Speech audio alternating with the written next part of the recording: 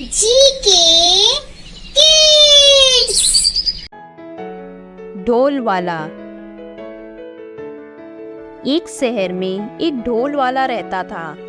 वह ढोल बजाने में बहुत निपुण था। शहर के अधिकतर कार्यक्रमों में उसे ढोल बजाने का आमंत्रण मिलता था। एक बार एक सॉफ्टवेयर कंपनी में काम कर रहे इंजीनियर लड़के की शादी होने वाली होती है, जिसके लिए ढोल वाले को ढोल बजाने के लिए बुलाया जाता है। शादी बहुत बड़े रईस परिवारों के बीच होती है, इसलिए बहुत बड़े बड़े घर के नामी लोग शादी की दावत में पहुंचते हैं। सभी ढोल नगाड़े की धुन का लुत्फ उठा रहे होते हैं। ढोल वाला अपनी जबरदस्त संगीत शैली में शादी का माहौल बना देता है, जिससे इंजीनियर बहुत खुश होता है। शादी का कार्यक्रम धूमधाम से संपन्न हो जाता है। इंजीनियर ढोल वाले को अपनी कंपनी में होने वाले एक कार्यक्रम के लिए आमंत्रित करता है और साथ ही उसे कुछ एडवांस रुपया भी देता है। ढोल वाला इतना बड़ा ऑर्डर पाकर खुश हो जाता है। अगले दिन ढोल वाले को नदी के किनारे गणेश विसर्जन के लिए बुलाया जाता है। नदी के घाट में लोगों की भीड़ इकट्ठा होती है। गणेश जी की बहुत सी मूर्तियां विसर्जित होने आई होती है। इसी बीच ढोल वाला ढोल को पीटते हुए गणेश जी का विसर्जन करवाने लगता है, लेकिन गलती से उसका पैर फिसल जाता है और वह नदी में गिर जाता है।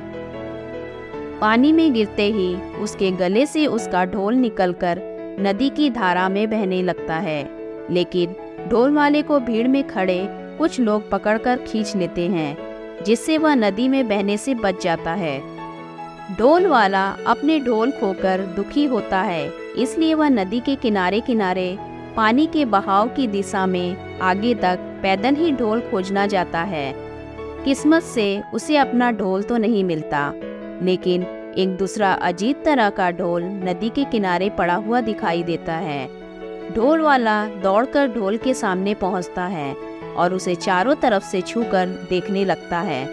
वह नया ढोल पाकर बहुत प्रसन्न हो जाता है, लेकिन ढोल को देखकर उसे बहुत ताज्जुब होता है, क्योंकि ढोल में कई तरह की बटन लगी थी और साथ ही उसके चारों तरफ सौर ऊर्जा पैनल लगा हुआ था, जिससे वह चार्ज होता था।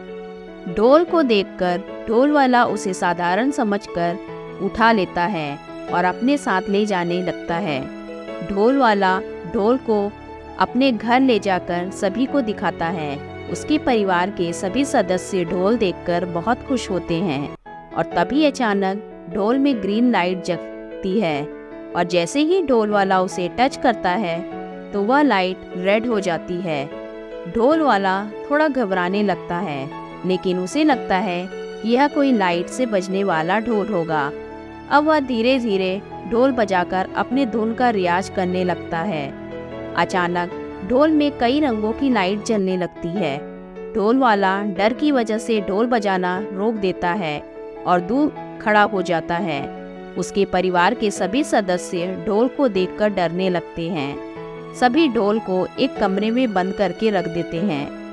अगले दिन सॉफ्टवेयर कंपनी में ढोल वाले का कार्यक्रम होने वाला था, जिसकी चिंता की वजह से ढोल वाले को रात भर नींद नहीं आती। अगले दिन कार्यक्रम में जाने के लिए ढोल वाला वही ढोल ले जाता है जो उसे नदी के किनारे मिला था और सॉफ्टवेयर कंपनी पहुंच जाता है। वहां उसे वही इंजीनियर मिलता है। वह उसे मंच पर जाकर ढोल बजाने को कहता है। ढोल वाला मंच पर चढ़कर धीरे धीरे ढोल बजाना शुरू करता है। जैसे जैसे ढोल बजता है, वहां खड़े लोगों के मोबाइल का नेटवर्क गायब होने लगता है। सभी अपना मोबाइल निकालकर देखने लगे। सभी की नज़र मंच पर खड़े ढोल वाले पर पड़ती है। उसके ढोल में रंग बिरंगी लाइटें जलने लगती है। लोगों ने ऐसा ढोल पहली बार देखा था, इसलिए सभी उसे बहुत ताज्जुब से देख रहे थे। ढोल की धुन बढ़ती जाती है। उसी समय इंजीनियर के मोबाइल पर एक फ़ोन आता है, जो उसके ऑफिस से उसके बॉस का होता है। बॉस उसे बताते हैं कि कंपनी का सारा सर्वर जाम हो गया है। एक भी कंप्यूटर सही तरीके से नहीं चल रहा। इतने में अचानक नेटवर्क कमज़ोर होने की वजह से बॉस का कॉल भी डिस्कनेक्ट हो जाता है। अपने बॉस का कॉल कटते ही इंजीनियर भागते हुए अपने चैम्बर में जाता है और अपने कंप्यूटर को चेक करता है तो उसे पता चलता है कि उसकी कंपनी में लगे हुए सर्वर को किसी ने अपना सर्वर बना लिया है और उनकी कंपनी के सर्वर में सैटेलाइट की फ्रीक्वेंसी पाई गई है, जिससे लगता है कि शायद सर्वर में अब एलियन का कब्जा है। इंजीनियर अपने बॉस को बताता है कि हमें अभी सारे सर्वर बंद करने होंगे क्योंकि सर कंपनी के सर्वर पर हमारा कंट्रोल नहीं है। बॉस चल रहे ढोल प्रोग्राम को रोकने का आदेश दे देते हैं। जैसे ही ढोल वाला ढोल बजाना बंद करता है तो सभी के मोबाइल का नेटवर्क दोबारा आने लगता है और कंपनी के सर्वर में भी सब कुछ चलने लगता है। इंजीनियर को ढोल वाले के ऊपर शक होता है कि उसके हाथ में ढोल था। वह ढोल कम, इलेक्ट्रॉनिक मशीन ज़्यादा लग रहा था। इंजीनियर अपने बॉस से ढोल की चर्चा करता है। तभी उसके बॉस ढोल वाले को अपने चैम्बर बुलाते हैं और जैसे ही उसके ढोल को देखते हैं वह दंग रह जाते हैं क्योंकि उन्होंने इंजीनियरिंग का इससे नायाब नमूना आज तक नहीं देखा था। ढोल के अंदर की मशीन बहुत ही जटिल थी जिसे समझने में उन्हें कई घंटे लग जाते हैं। ढोल के परीक्षण के बाद उन्हें पता चलता है कि यह कोई ढोल नहीं बल्कि एलियन का संपर्क साधने का यंत्र है जिसे डिजिटल फ्रीक्वेंसी की मदद से चलाया जाता है। ताज्जुब की बात तो यह थी कि ढोल वाले की धुन में एलियन से संपर्क साधने की तरंगें निकलती थी, लेकिन जब कोई और उस धुन को बजाता था तो एलियंस के संपर्क में नेटवर्क प्रॉब्लम आने लगती थी।